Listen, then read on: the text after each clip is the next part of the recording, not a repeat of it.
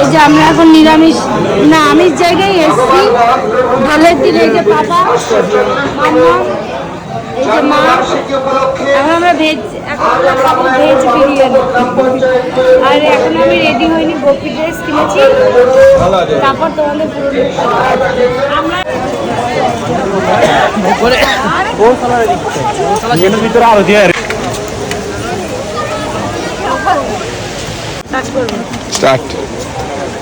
মায়াপুরে এসছি দোলে, এত রোদ কাটাতেই পারছি না হয়েছে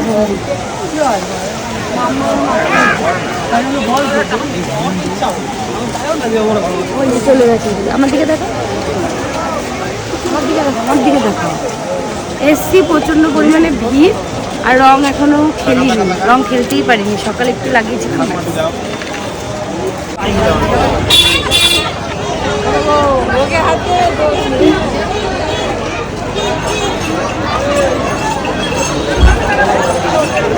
এই যে ড্রেসটা আমি কিনেছি, এখন আমরা আরতি যাবো, আরতি দেখতে যাবো, কিন্তু ওখানে ফোন অ্যালাউ নেই, তাও আমি নিয়ে যাবো যতটুকু পারি। আর এই যে মাম্মা আমার মাকে নিয়ে আসবো বলেছি। মায়াপুরে এসেই মন্দিরের যে মিউজিয়ামটা আছে ওটা দর্শন করে মাকে ঘুরিয়ে টুরিয়ে আমরা খেয়ে দিয়ে হোটেলে চলে এসেছিলাম।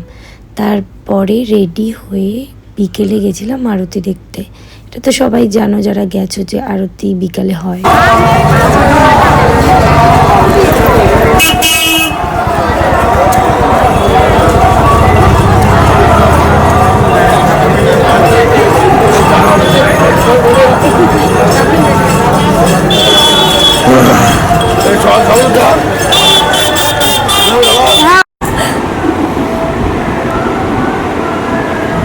আসো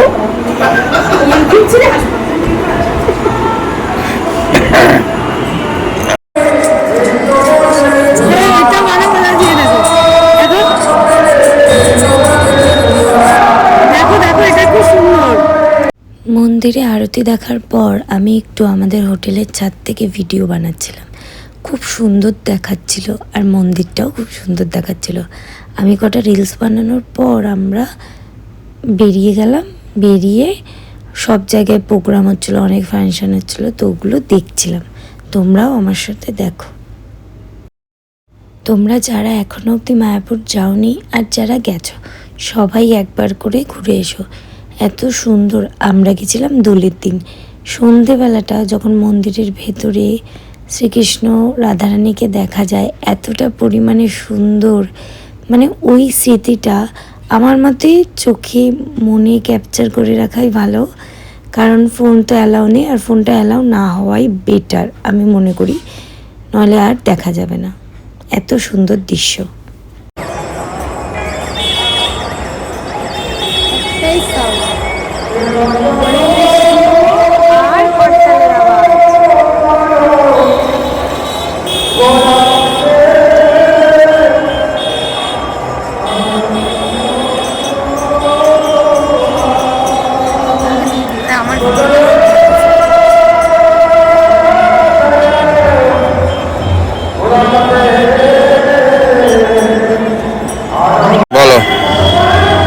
মায়াপুরে এসছি, এত সুন্দর আরতি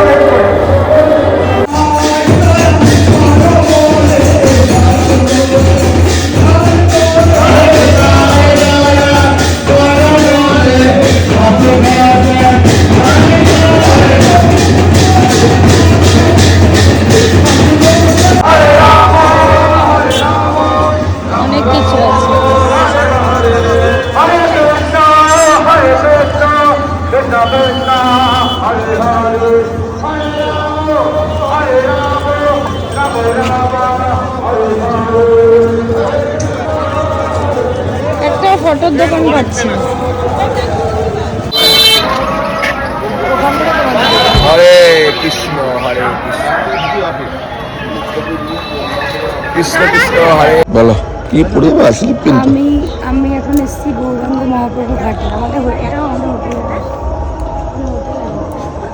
হোটেল থেকে পুরো দেখা যাচ্ছে ওই যে হোটেল থেকে পুরো দেখা যাচ্ছে। ভিড় ছিল, এখন ফাঁকা হলো তাই এলাম।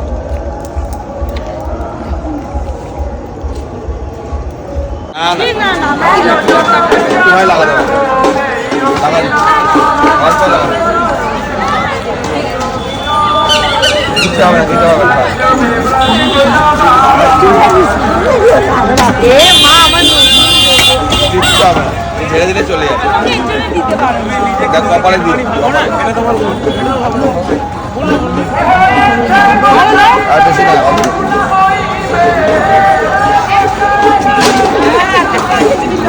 বাংলা গীত মাকে মাটি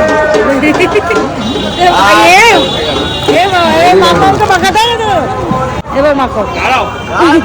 মাছ ছেলে রং খেলছে, মাছ ছেলে রং খেলছে দেখো। আমাকে ভূত করবে না কিন্তু খুব খারাপ হবে। ওই প্যাকেট তোমার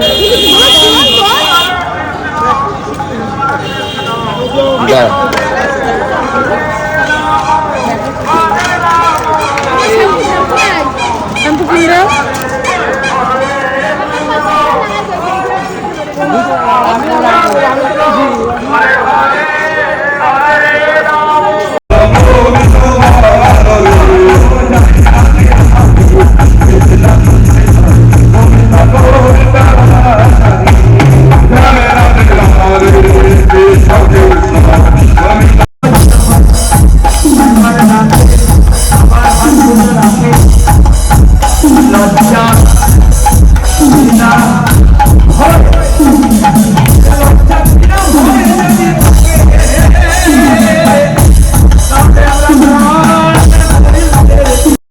এত সুন্দর গান হচ্ছিল, আমার মনে হচ্ছিল যে আমি ওখানেই থেকে যাই।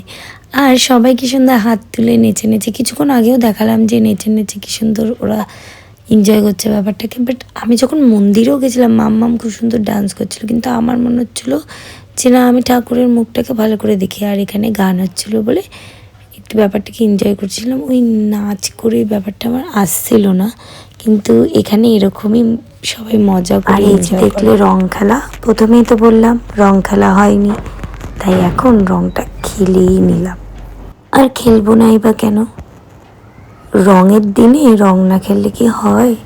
পরের দিন বাড়ি গিয়েও আমি সবার সাথে রং খেলেছি, ওই ভিডিওটাও তোমাদেরকে সবার সাথে শেয়ার করব। আর আমার সবচেয়ে ভালো লেগেছে মায়াপুরের ভেজ বিরিয়ানি। আমি খুব ভালো খেয়েছি, খুব খুব ভালো খেয়েছি। মানে ভেজও মানুষ এত সুন্দর করে কুকিং করতে পারে সেটা ধারণার বাইরে। আমি নিজেও একদিন ভেবেছি যে ওরকম বিরিয়ানি ট্রাই করব। সবাই বলে এঁচোড় বিরিয়ানি করতে, নিরামিষ মানে, কিন্তু বিরিয়ানির মধ্যে সয়াবিন পনির সব কিছু ছিল, খুব সুন্দর টেস্টি আর সুন্দর খেতেও। আর গোপী টেস্টে যেটা আমি কিনেছি ওটা অবশ্যই বলবে তোমাদের কেমন লেগেছে। আর এখানে সারাক্ষণ কীর্তন হচ্ছিল। আর সেই মন্দিরের সামনে একটি হোটেল থেকে আমরা খাওয়া দাওয়া করেছিলাম। আর হ্যাঁ, খাওয়া দাওয়া দারুণ ছিল, সকালের হোক বিকালের হোক আর দুপুরেরই হোক।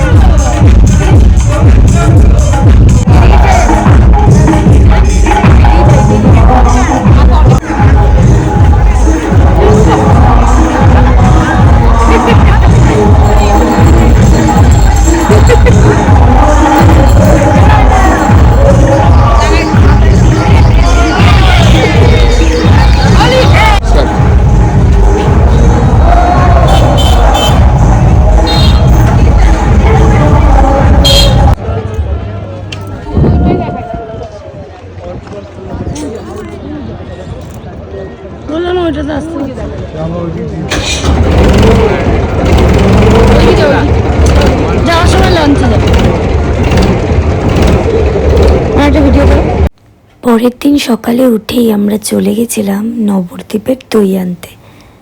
আর সেই দিনেই বাড়ি ফিরে এসেছিলাম। যেই দিন গেছি তার পরের দিনই আমরা দুপুর টাইমে বাড়ি ফিরে এসেছি। খালি একটু নবদ্বীপ গিয়ে দইটা নিয়ে এসে বাড়ি ফিরে গেছি, কারণ টাইম ছিল না হাতে, তাই। আমরা পাপাকে রেখে আমরা 4 জন মিলে এসছি দই কিনতে নবদ্বীপে। এই যে এরকম ছোটো বলছি, এরকম 1 কেজির হাঁড়ি কিনেছি আমরা দই। আমরা এখন যাচ্ছি, হয়ে গেছে আমাদের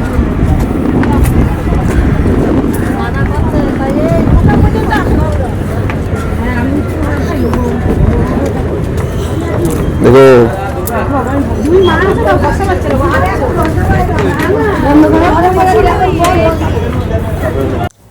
আমার বজরংবলীকে দেখিয়ে আজকে ভিডিওটা শেষ করলাম। দেখো কি সুন্দর। টাটা, নেক্সট ব্লগে আবার দেখা হবে।